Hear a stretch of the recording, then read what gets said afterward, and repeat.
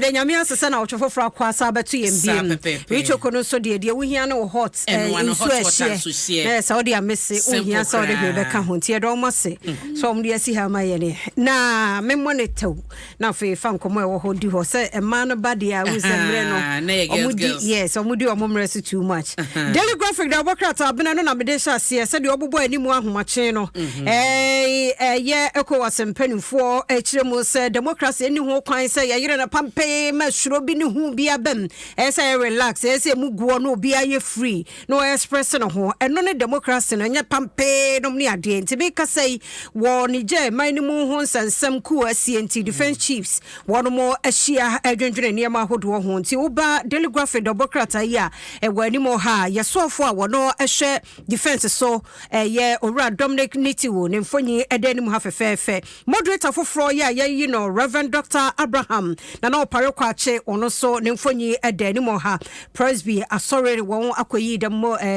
moderator foforo nti wonya democrat telegraphic no ajebre na onso working can be me cooperate tina ene electoral commission penifo so de enkase mu ye de kan ede atom animo no ye bebie enkrata mu wo mu a yesusuo se bibi nti 2020 woman register ene yenua no mu afei ene wonya mfie du enwotwe no ye bie enkrata no mu de ama wo mu September bosome de etoso du mienu a de kosi ne memendane ne kwasi ada nyina no wombe ye sa adwumadi no na wo mu antumi an register no wonso atumi a register bi daily graphic the bokrata ansama no pay wode ba ye eno no delegate so dia baha ma me jemensa wo ye EC boss ni fonyi dani mo ha na no ko pay 6 ho na obenya wo delegate bokrata EC starts new registration September 12th eno ho asam so enim afei koma dani mo ha wo pay 3 delegate bokrata no ene say MPP bans metro men mobile phones at voting centers yen kase mu yedi kan dia tomanim dada enye ho na wo ba betre so wo ye kokotako wo beti aketi da bia ya ba no yakwa akoto enti ho nsem eno no na afi mobile phones nso wo mo accept e wo bia ye to aba no enti unya daily guide da tena senekin kan bi ene hihye ahodo a MPP mpanifo de ato na kwan so de twen abato a wo ba beto ma me Cecilia Adapa Dapan Samuno Suni or Cecilia Dapa's husband arrested as she fights OSP over seized funds and who was some democrats no pay 3 and also the aba niura urakofo and I want also OSP actually one more officer was say one tiasie sa sikano eho ensem OSP so ehunu ne se wo se wo mo ehwehwemu ne ho nsem bebre se de bia eba no delegate democrat no so de aba na yara ho somenro esiye pay 6 forestry staff a ene galamsef wo ibi abokwa bna ne tuo nyame na edi no ho afosane ni tirimu ne chese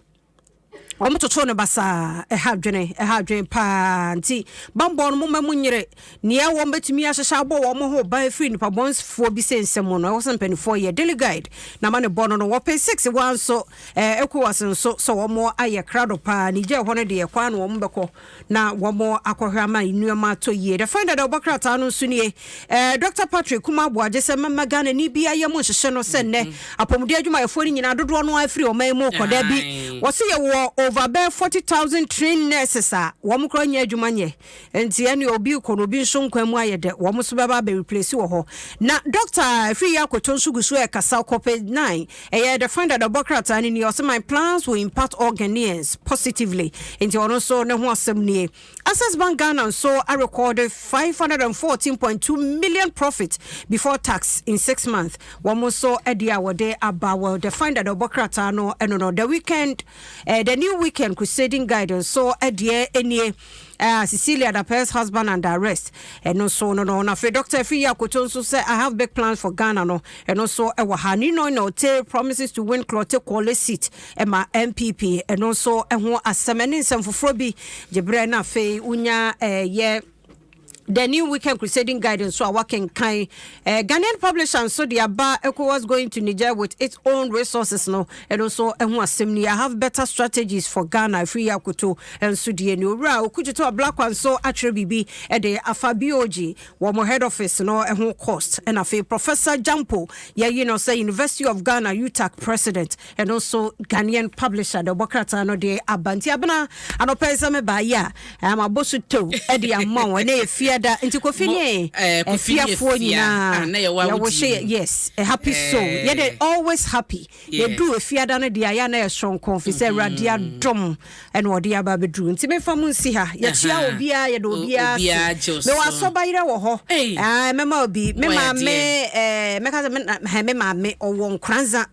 eno no frɛ me se fia me de lia mama VIP gene number je ka number ne fa bra no pay bra kwa me akofa bra me ni asoba yire me papa kwakufori me chia wate me ba kuma so ya asoba yire pa ne makoyira wa ne ko bi ne momone ne sadi gusu ma medi nti nyambua me menda ne ye asoba yire ne mako ani ade nyame yadoma se me jimidie aha wo de obejo de Sunday de me wo fie because Saturday be ba juma me popo